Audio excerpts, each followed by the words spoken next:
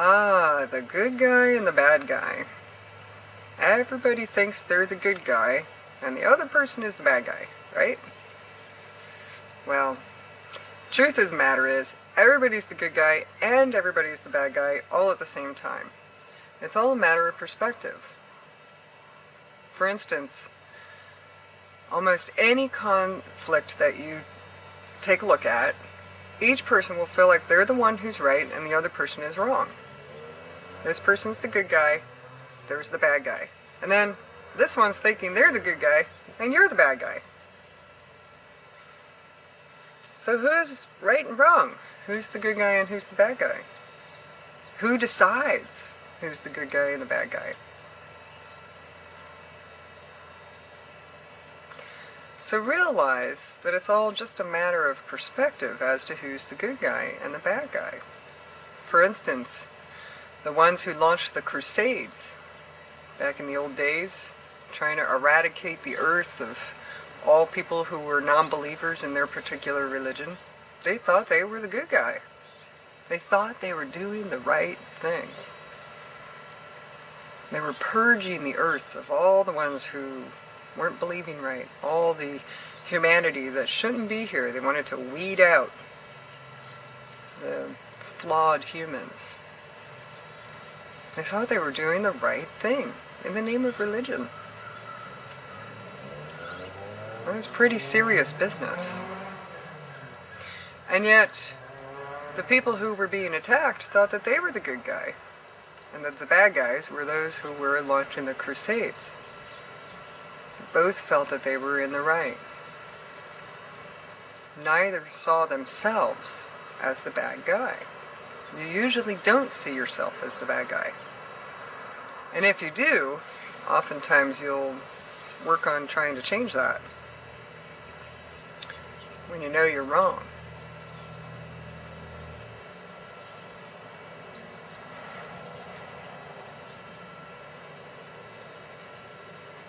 A woman who's abused. Many of us have read newspaper articles or watched TV shows where a woman kills her husband after years of abuse, years of mental and emotional torture, maybe even physical. And then one day she just ups and offs him. Now society might think that she's the bad guy, but she might very well think that she's the good guy. Because to her, sacrificing her freedom was what it took to save her children from a very abusive person who she couldn't get rid of. Not all people will let you walk away alive. The abusive spouse might have come after her and killed her and the children if she didn't take him out. Now, I'm not saying that's the right thing to do. I'm just saying that it's a matter of perspective as to who's right and wrong. Who really is the bad guy? The person who killed the abusive husband? Or the husband who tortured the female, the wife, and the children for years? You don't know the whole story. Maybe you see the drunkard on the street as the bad guy. But maybe he holds a PhD and something terrible happened to him in life and he never had the help that he needed to recover. Maybe he's a widower. Maybe he's a guy who lost his wife, his beloved. Maybe he lost his whole family in a car crash. You don't know. Maybe the guy who steals money and mugs people on the streets in New York City, maybe he's not such a bad guy after all. How do you know? Maybe he's stealing money to feed his little brother. Wouldn't you want to give the money if you knew that? So realize that the good guy, the bad guy, it's all a matter of perspective.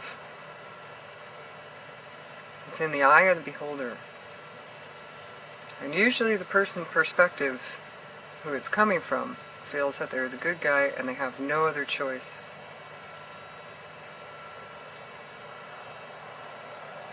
Everyone is the good guy and everyone is the bad guy. You're the bad guy, you're the good guy.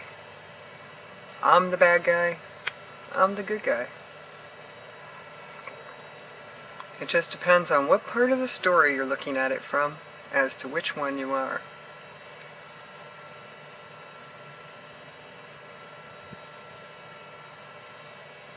And then, of course, the most beautiful story of all is when the bad guy turns to the light.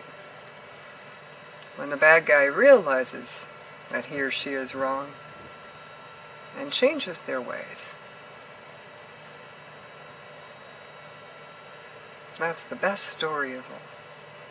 The best perspective. The one that inspires growth.